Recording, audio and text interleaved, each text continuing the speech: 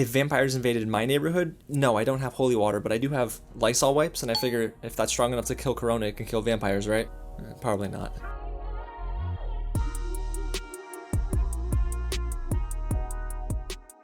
What's going on, you guys? James here with another real review, and today I'm really excited to talk about Vampires vs. the Bronx, releasing exclusively on Netflix to kick off spooky season.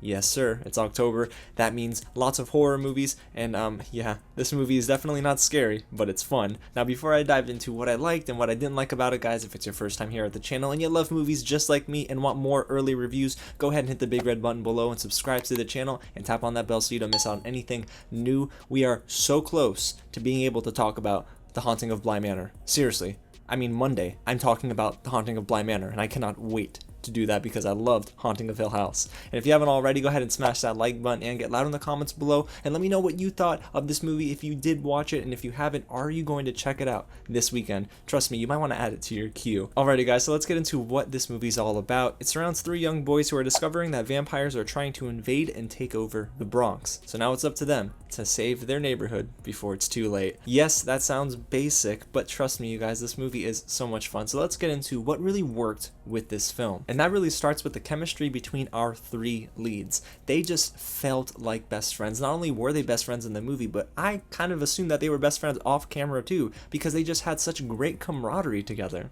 Jaden Michael plays Miguel, Gerald Jones III plays Bobby, and Gregory Diaz IV plays Luis. And all three of them together, you can just tell, yes, they're 14 or 15 years old, so they're not thinking extravagantly. Their dialogue is not necessarily the most layered, but it didn't need to be. They were just having fun with their roles, and even when the movie got a little spooky, they sold it very well. There's a ton of fun, light-hearted dialogue between them, and the conversation just kept flowing, and in my opinion, I thought that they did a really darn good job with the script that they were given. And what you need to do, honestly, is take yourself out of your own body. I can't be like, oh, what would James, a 20-something-year-old, do in this situation with vampires? No, they're 14, so you have to understand that even though it felt unnatural, what they were saying, what they were doing, that's exactly how I think I would have acted at 14. Now, I really like that this movie is fun. It doesn't necessarily try to get incredibly spooky, and there's room for that. I mean, I'm gonna watch Welcome to the Blumhouse, a collection of 4 original films, right? That I expect to be really scary. But with Vampires vs. the Bronx, not only from the poster, the photos, and even the trailer,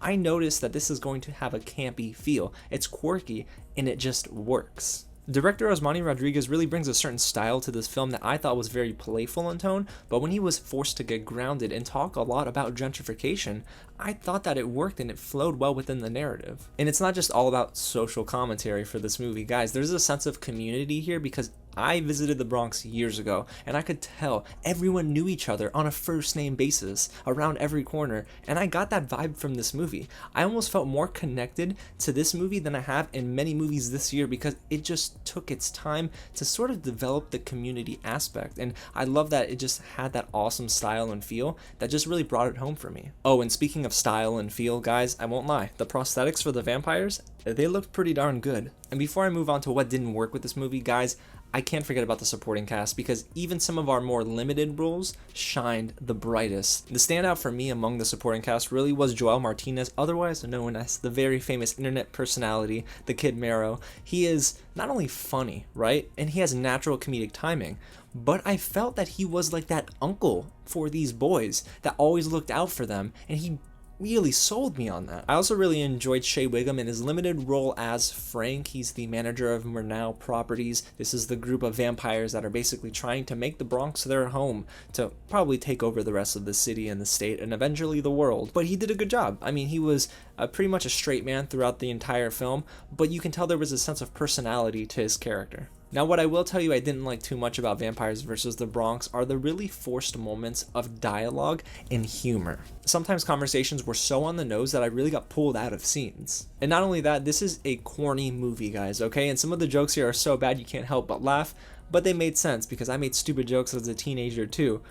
But then there are other moments where the adults are trying to make the corny jokes, and that kind of pulled me out. And then there's this frantic pace about the movie sometimes, especially in the beginning, when they're just spending 20 solid minutes of developing each character, right? All three of our leads are supposed to be very well known to us, the audience, because of every other character sort of developing them through dialogue. So it was a lot of exposition, and of course I'd rather them not explain different experiences that these boys might have went through or that they're going through. I'd rather them show that. And honestly, this is a movie that you don't need too much explanation for. Guys, really, it's pretty bare bones and basic in terms of plot, but this movie really does try to over-explain certain situations too, and I didn't care for it. And lastly, guys, yes, this is a fun movie. That's the one word I keep using, is fun, but the predictability really hurt this film sometimes. I mean, geez, the most egregious example is that final scene. The climax, basically, of this film is just a total letdown. Literally, when it's vampires versus the Bronx, it just really didn't feel like that epic conclusion that we really were building towards. And while I did like most of our supporting cast and I loved our 3 leads, I didn't feel that Sarah Gadon, who plays Vivian, a newcomer to the Bronx, she just moved in, she's fresh,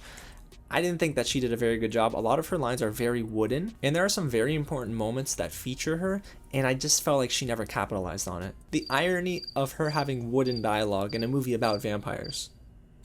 Okay guys, so overall, Vampires vs. the Bronx is a fun horror movie that doesn't try to be too serious, and that's really the bread and butter for this film.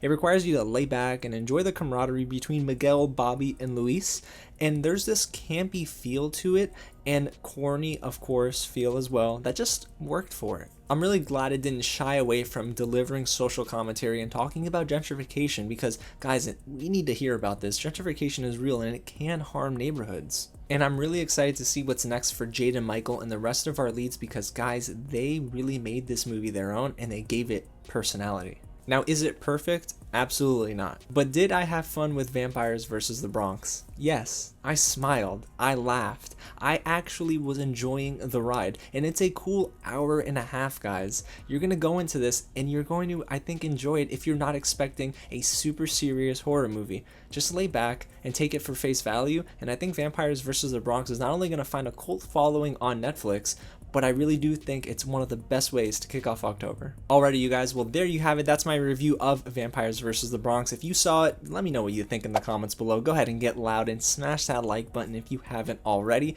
And guys, consider subscribing to the channel too, because we are so close to 3,000 subscribers, and it's all because of you. Alrighty, well, I need to go finish The Haunting of Bly Manor, and I got a couple more movies to watch for next week as well, so stay tuned to the channel. Again, guys, thank you so much for watching, and I'll catch you at the next screening. And I need to go buy some garlic too, sheesh.